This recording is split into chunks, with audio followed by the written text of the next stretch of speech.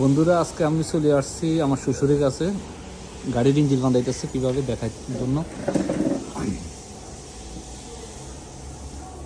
এটা কি বসান? এটা মেন বেয়ারিং। Main bearing. হ্যাঁ, এটা মেইন বেয়ারিং কীভাবে বসায় দেখেন।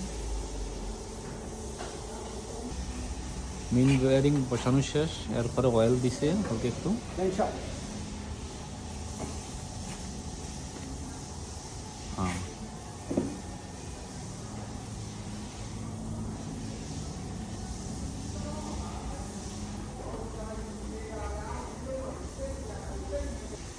ফ্যান সব বসানো শেষ।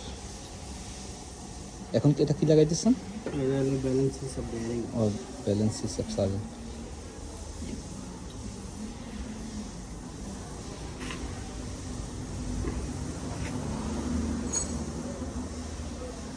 Main bearing.